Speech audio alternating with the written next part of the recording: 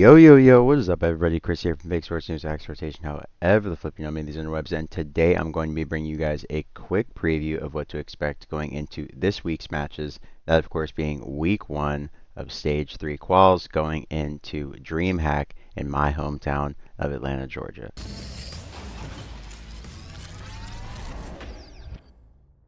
Now, hope you guys enjoy the intro as always. First things first, doing some quick housekeeping. So we have some new maps in the vicinity now, or in the rotation. The vicinity is not a good word to use, but we have some new maps in the roto at this point. As you guys can see, Gridlock, Scar, Clifftown, Den, Colossus, and Sake for HP. Then for S&D, we have Plaza, Black Ops 2 Banger, excusez-moi, Den, Gridlock, Raid, Scar, and Fringe. So I guess Expose got removed as an S&D. And then the overloads are still Den, Expose, and Scar as we expected. So that's the first piece of housekeeping. Second thing, roster moves. As always, we had some big changes. Of course, you guys know before I took my break, Snoopy and Purge were moved to the bench on the Boston Breach. But the dust has settled since. During the break, we got some big moves in the last few weeks. So, of course, Nero, we're not going to get into all of his drama. If you know, you know. Just all my fellow homies out there that are men. Just be respectful always, you know.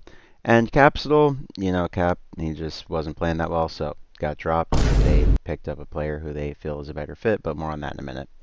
So, essentially, Afro joined the Boston Breach in place of Snoopy, and then the Boston Breach decided to retain Purge as well.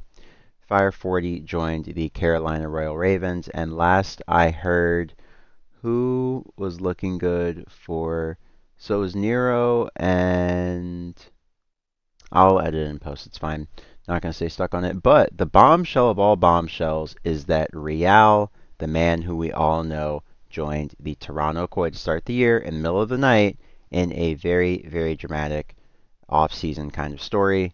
Leaving the Miami Heretics with a verbal agreement already, you know, not papered, but already given. They had spoken. He was basically looking like he was going to resign, and then in the witching hour, signs with Koi, their arch rival. So, yeah, very messy situation, but he's back, so guess it wasn't that messy after all, right? So, last bit of housekeeping, we are going to look at the changes to the overload game mode. So, big change is that the time will no longer pause when holding the device. So, basically, overload's exactly the same as it was. Players can't drop the overload, and the time will just basically elapse just the same. So, Park the Bus Cheese, for you guys to understand in layman's terms, is back on the menu. The EMP, like when you pick it up, doesn't pause the clock. So, Park the Bus Cheese is back. Alright, so here's a visual of the maps and modes. We have Den, Fringe, Gridlock, Plaza, Raid, and Scar. We used to have Den, Expose, of course Raid, Scar, and Colossus. So clearly Colossus and Expose got removed. Den, Expose, Scar for the overloads.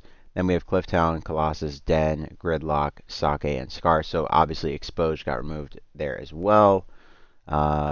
Yeah, and Colossus stayed. So, that's the map pool. Let's get into the pick'ems. Just wanted to set the stage because we did have some pretty big changes coming through with that map pool adjustment. Not really too sure what to expect from all the teams, but with the map pool adjustment and the meta somewhat changing, the pros have been using the MPC, which, if you guys don't play, is basically just the Black Ops 7 skin of the MSMC from Black Ops 2. Definitely one of my favorite SMGs to use. Definitely looking like the strongest sub in the game at the moment in terms of what they've tested and just getting rid of the drawback. So, enough stage setting stuff. This is not going to be a super long video. Probably going to be about 15 or so, give or take. So, we're going to see the Carolina Royal Ravens, who are now headed up by Fire 40, taking on the Paris Gentlemates. And I think Gentlemates will right their wrongs. I think Stage 2 was really difficult for them. They had a lot of personal issues outside of the game. They're going to be going into their major at Stage 4. I think that they definitely, going into Stage 3, will want to have a great placing at this upcoming DreamHack in Atlanta to build momentum going into their LAN event at the back half of the season. So I think the Gentlemates, I think they get a 3-1 here. I think Carolina with 40 will look pretty good. But yeah, I think Fire 40 is, I think he's a great player, but I'm just not too sure of what to expect for Ravens yet. I'm not going to bank on the upset just yet. I like what I've seen from Lurks and Craze this year, but overall, not sure how much that Nero change was motivated by just the controversy and how much it was motivated by performance, right? Because Nero wasn't performing badly. He just had the whole, you know, Twitter thing. We're not gonna talk about it on the channel. Not trying to get myself in trouble. So, looking at people who might get themselves into some trouble. We have the Miami Heretics with Real back in the mix. Not sure if he's replacing Metals. I hope to God that he isn't replacing Trakes. I will absolutely riot if he replaces my boy Trakes. The current, like, I mean, he's definitely one of the top Rookie of the Year contenders at the moment, right? So, I don't know. Getting rid of Trakes just feels like it would not be a very like smart move to make because we've already seen this team with Real, Metals, Super, and Renkor. I feel like if you just slot Real in for Metals, it's a very clear upgrade, but I digress. So with that in mind, I think I'm going to think Thieves. I think coming out of this break with all the Abezy stuff going on, the attempted Hydra scandal with his girl and all that, Thieves just had a lot of noise. I think the noise is not going to matter. I'm thinking Thieves. I'm thinking 3-1. I'm going to say game 5. Miami's a great team. No, no, no. I think Thieves taking him respawn. I think Miami's figuring stuff out. And I'm going to back the Thieves to start off this stage pretty strong. I just have a feeling that they'll start off pretty well. Speaking of people that I think will start off pretty well, we have G2 Minnesota taking on the Vancouver Surge. Let's go to Breaking Point to see if we know who they picked up. So Fire goes to the Ravens. Who goes to Surge?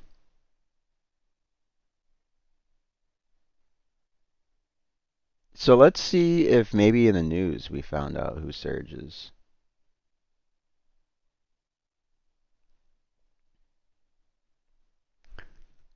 So maybe Nero?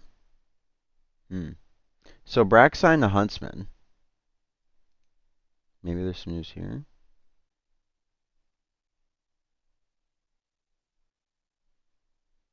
So they're saying Nero might go to Surge?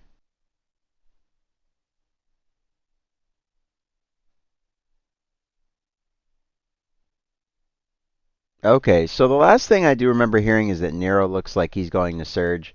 That just jogged my memory. So, yeah, I think G2 wins this, regardless of who slots in for Surge for Friday's match. A little bit weird that we haven't heard anything as of Wednesday at 4:20 p.m.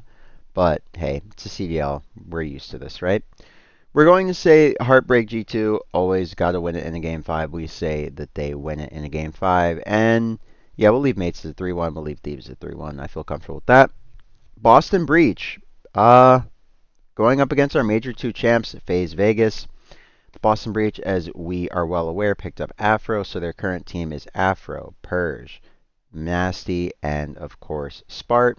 Nasty, not Masty. I don't know why it sounded so weird. Anyways, I think even though FaZe lost to the Boston Breach the last time they played, and I do expect this Boston Breach team to look a lot better with Afro, I think that FaZe Vegas, unless there's some weird maps that come through that we just don't know the FaZe are not good on. Maybe they're not good at Sake or something, and Breach is good at it, gets through. Maybe they're not good at Plaza, it gets through, something like that. But yeah, I think FaZe take this pretty decisively. I think it'll be a 3-1, and I think that's pretty much all she wrote. Not really a lot to say. Like I said, we're going into new maps, new meta, going into this new stage. So we're basically getting a reset on the season. We also had a couple weeks off, so basically it's the same as the layover between, Christmas and Major 1, right? So new teams, new game, and new dynamics will emerge.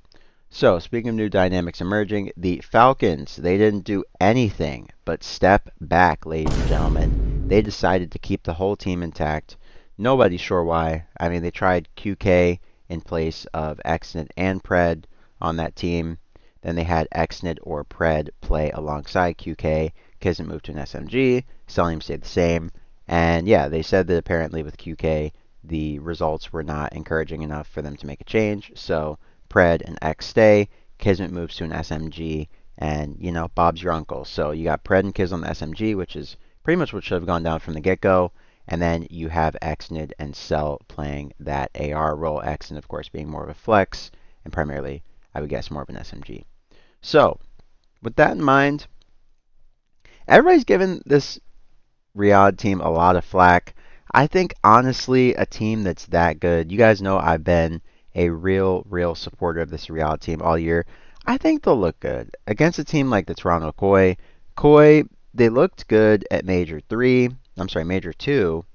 Major 3 is where they famously had the whole Mercules thing last year. Let me not get too far ahead of myself. Toronto Koi looked good at Major 2, but I do feel like with Insight and Kleenex on that team, I just don't know, man. I'm just not sold, especially not against a team like the Falcons. I think against a team like the Breach, they will get their lick back, but I think Falcons take this in 5. So, speaking of people trying to get their lick back, we have G2 Minnesota taking on the Paris Gentlemates. This is going to be a tough one. G2, I feel like they're one of those really scrappy teams with this new map pool. I feel like maps like Sake and definitely maps like Plaza favor a team like G2. Guys like Kremp and Estriel will definitely be getting down and dirty on some of those smaller HP maps. Man, matchup-wise, I feel like the SMGs are going to feast. I feel like Kremp and Estriel do kind of slightly outweigh Envoy and Neptune at the current moment. But Gentlemates coming out of this break, I have faith in the fact that with their coaching, their players, and just the results they had, that these guys will definitely be way more locked in. They were very close to being right at that same caliber of elite play in the last stage. It was just a lot of really bad mistakes that, kind of like what a lot of people like Shannon Sharp like to say, what you accept in a loss, you should never accept in a win. And I think that's what happened with Gentlemates. I think they accept a lot of things in winning conditions in the first half of the year that they would not accept in losing conditions. And I think that's why some time in the lab will ultimately result in the Gentlemates looking a lot better in the stage. So I think it'll be a 3-2 victory for the Mates. I think no matter how you cut it, I feel like that G2 team will be really good in hardpoint. Their overload has always been pretty good. And honestly, Mates, their overload has always been kind of their Achilles heel, kind of their weaker game mode. So I feel like that's G2's inlet to get a couple maps in the series, and that's how I think they push it to a 5th map. Now, we have an absolute masterclass building right here. So the Vancouver Surge with, who the hell knows? We got TJ, we got Gwen, we got Lunars, and we got potentially Nero. And then we have the Carolina Royal Ravens, who had Nero removed from the team, replaced with Fire 40. We got Craze, we got Exceed, and then we got that boy, one of the front runners for Rookie of the Year, right? Probably the front runner, Lurks. So, yeah, I'm going to... TJ, Gwen, and Lunars, they've been playing pretty well as of late. That core 3, I do like what I've been seeing from them. Craze, Lurks, and Exceed, they've been playing pretty well too. And I feel like those guys, Craze, Lurks, and Exceed, they've definitely shown more upset potential against top tier teams than we've seen from the Vancouver Surge. But I will say that if they do add Nero into the mix, I feel like that kind of puts them over the hump. All things considered, I'm going to go with the coin toss here. Fire's back in the league, but TJ, Nero, and Gwen. Gwen guys. The Gwen guys. We're finally getting the Gwen guys. I don't know. Gwen's really good at this game. Nero's really good at this game. TJ is as well. So is Lunars. I don't know, man. This is going to be a bang out. I'm going to go with the Surge. I'm going to go with TJ and the Surge. I don't know, man. I have a feeling. I have a feeling. Especially in the S&Ds, it's hard to doubt TJ and the Vancouver Surge. All those guys are S&D demons, right? So, yeah, I'm going to go with that. Boston Breach versus the Toronto Koi. I think the Boston Breach will look much improved, but I do think that in terms of ranking these teams, I think that Koi is just a slight step ahead of a team like Boston. Now, it's early on in the stage, so we don't really know a lot, and teams haven't really gotten to figure out how they want to play the game their way just yet on all these maps. But I do think that the Toronto Koi will probably be better than the Boston Breach, just in terms of what we've seen from Koi, what we've seen from Breach, and just the adjustment period that we'll need from Breach. And just the fact that I can't definitively say that Afro being a replacement for Snoopy will be a clear, decisive improvement, right? Afro looked great on C9, but there's never any guarantees in Call of Duty. So, speaking of there never being any guarantees in Call of Duty, we have the Major 2 champions, FaZe Vegas, taking on the team that has one of the Major 2 winners from last season, of course, Cellium, a former member of the FaZe camp, a man who was on a three-peat at Major 2s along with Simp, but he left, so Simp continued, got his fourth in a row, and Cell was in eighth place. So, in this rematch between these two teams, we've seen them face off quite a few times recently, and Simp's walked away the majority of the time with the win in this series between these two teams. Let's see what the community's thinking. Yeah, overwhelmingly thinking FaZe. So head to head, right? You guys can see they've played 4 times this season. I'm sorry, 5 times this season, and the Falcons have only won a singular time. So it looks like FaZe definitely have something figured out in this matchup. I feel like even with this role change, I feel like the Falcons largely will play kind of the same.